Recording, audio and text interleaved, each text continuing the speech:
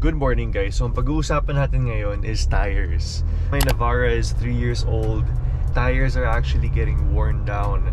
Dapat every 5 years mapalitan nyo talaga yung tires nyo. Just because they seem like they're thick doesn't necessarily mean na okay pa sila. Maraming incidents sa S-Lex or N-Lex wherein marang ang kapal-kapal pa ng goma nila but they blow up and then people get into accidents. 3 years old pa lang naman yung tires ko pero it's already shown a noticeable decrease in thread. Hindi na siya maganda tingnan eh. Starting to look a little bit bold. Like medyo nagbo-bold na siya sa sides. So on our way to the Yokohama Tire Center in Makati, I've always wanted bigger tires for the Navara since it is a pickup tapos 4x4 pa siya. Didn't wanna get one habang okay pa yung stock tires ko.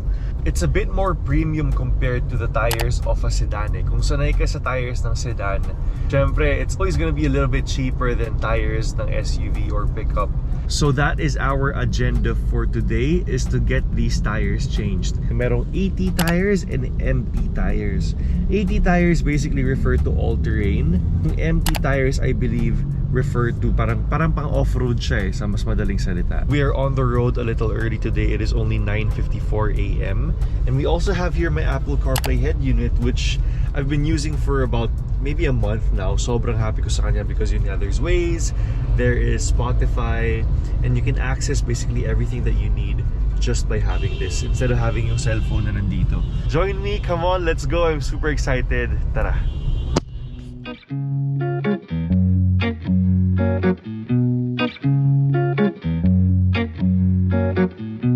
Finally here in Yokohama, Makati, and the Navara is actually set up already.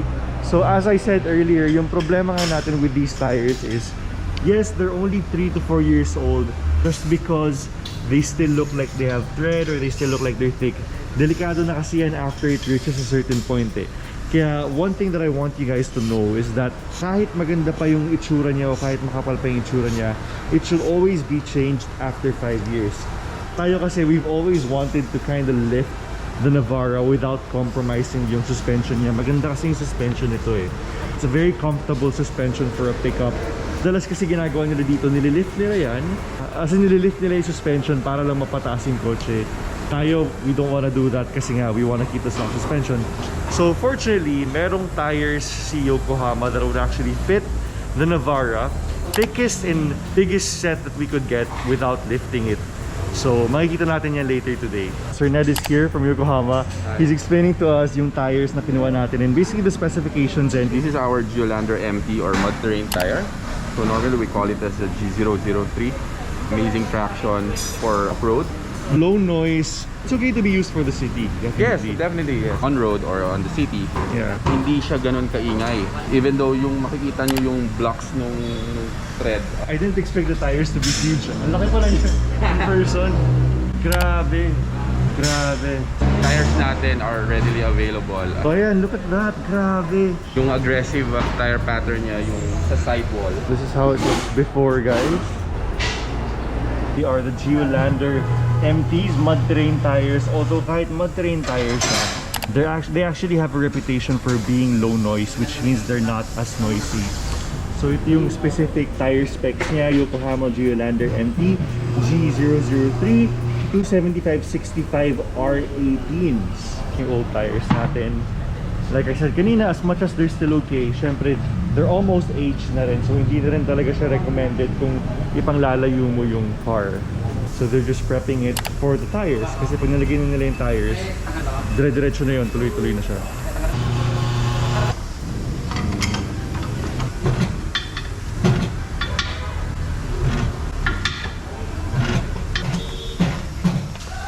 Okay. Grabe, ang laki na pala. Sana mag-fit. Anong PSI ng ganito usually? 35 pa rin ba? Yes sir, 35 po na. 35. Okay, so 35 pa rin pala yung lalagay dito sa mga to. So if you guys can see, all of the rims are mounted with the Geolander MTs. And grabe, first impressions are that they're huge. Like look at that thread. Ang kapalo. So the Geolander MT G003s have the reputation for being one of the most and best off-road tires that you could ever get. Grabe oh. Na meron pa palang mas aggressive na tire. Kesa sa GE003, meron silang GE005. Yes. Ito, however, hindi na siya magkakasa sa kotse. We will have to lift. Pero ayun, grabe ang wide ng lugs niya. These are also available, just in case. Okay. Extreme Series. Extreme Series, guys. And guys, so they're gonna mount it na for the first time. Wow. Guys, they finally have it mounted now. Rear tire pa lang, isa pa lang naman, but gives you an idea of how tough the pickup could potentially look. Grabe. Can't wait, bro. And ang tough ng itsura niya, actually bumagay siya dun sa fenders ng Navara. These are gonna be installed in the front. Inaantay na lang natin yon. Hopefully hindi tayo magka-clearance issues. Although tingin ko naman it should be okay. Kasi if the rear has this much space, then obviously the front should have about the same amount of space as well. So nakaka-excite lang. I actually can't wait. But looking at this, grabe ang laki talaga ng tinapang niya. Look at these tire treads too. Like they're really thick and ang laki ng spacing niya in between them. Ayan o. Grabe o. So if ever pwede tayo mag-off-road, we haven't actually done that yet in the Navara. Because syempre naabutan tayo ng pandemic. Look at that. Grabe. Ang ganda sobra. Can't believe I waited this long bago ko ito gawin. Grabe ang ganda sobra. Nung binago niya sa kotse sobra. Guys, it's being lowered down now. So ang kailangan natin silipin ngayon is if magra-rub siya dun sa harap. Yun yung challenge actually na kailangan nating pakita or malaman eh. Kasi if it rubs, we have to shave some portions here to be able to make it fit. If hindi naman, then very good. Blessing yun sa atin kung hindi siya mag-rub.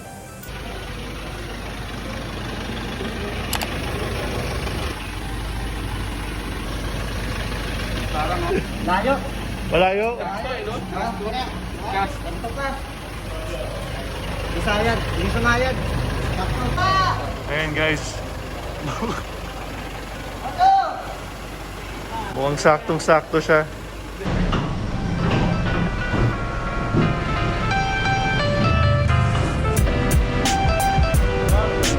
For our fellow Navara owners out there, if you guys are looking to upgrade, make your pickups beefier and meatier and tougher, all you have to do is get 275/65 R18s.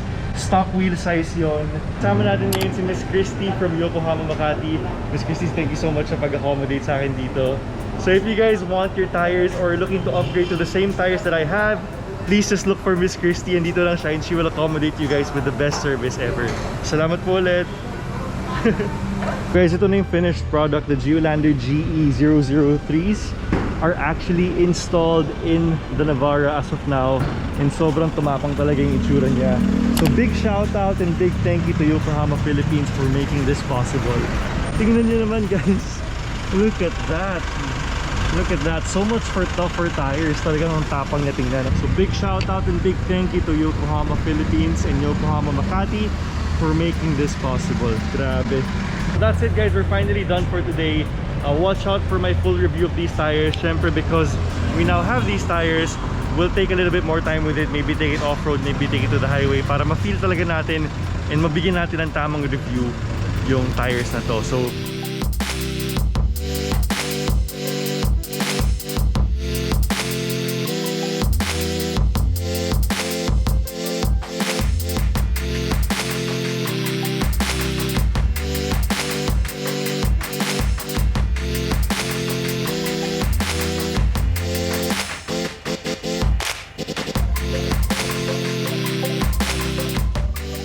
So guys, it's been one whole week since I've had the Yokohama Geolandars installed and here they are. And ganito kasi yung nangyari, no? I wanted to test them out and sakto, during the weekend that I had these installed, pumunta ako ng Pampanga 2 times. So that's gonna be a total of about 500 to 600 kilometers plus yung city driving. I was able to gather around 800 kilometers since then. So I was able to use it in the speeds of 100, 120. I think umabot ako ng 140 at some point. And I was initially worried about the tire noise kasi nga these are of course mud terrain tires and they're not super meant to be used for the city. But I was actually impressed because I found out that the Yokohama Geolandars were actually one of the most quiet mud terrain tires that were out there. And quite honestly, hindi ko na siya napansin after a while. Ngayon, if kaka-install mo pa lang sa kanya, of course, medyo maninibago ka ng onte, but it's not anything na mababother ka na parang ayaw mo na siyang imaneho.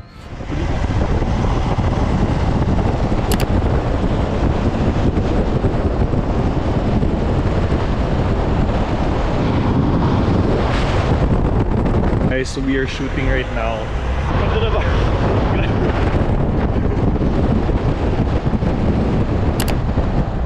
So as you guys can hear, there's actually absolutely no noise. When I first got it, medyo maingay siya. Pero ngayon, hindi na masyadong malakas eh. I hope you guys can hear me. I don't know if the tires worn down from then. That's why you don't really hear it as much, but you really don't hear it at all. Mga speed natin ngayon is about 50 to 60.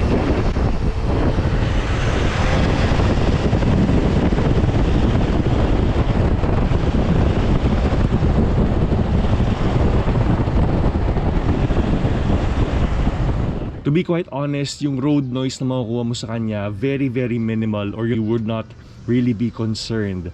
I'm very impressed with it and I'm very happy. And I don't think I would actually go back to all-terrain tires unless mapudpud to ng maaga. Yun yung challenge na kailangan natin malaman dito, is to see if it can last the whole 5 years. But I'm confident because I asked a lot of mud-terrain tire owners kung kaya ba talaga yung tumagal ng ganung katagal, and some of them really say na kaya talaga basta iingatan mo siya with proper care, proper tire rotation every 5 to 10,000 kilometers depending on what you want. Aabot at aabot siya. He still has all of the hair indicating that it's still pretty brand new. So guys, my final impressions and final review of the Geolandars are that they're great. If ever I would go for mud-terrain tires na hindi masyadong malayo sa all-terrain tire noise, these are the ones that I would go for. And quite honestly, kung meron ka mang makukuha minimal noise, it's worth it because grabe, the pickup just looks so much better. Like if you're looking for something macho, umangat din yung height ng car ko. I mean, look at this. The car is not lifted, but look at the hood. The hood aligns right with my rib cage. Ganun siyang kataas, oh. Na-achieve natin yung off-road look without having to lift the car. I love it, I love it. I wouldn't have it any other way. So thank you to Yokohama for making this possible. I'll see you guys next time. I've forgotten you.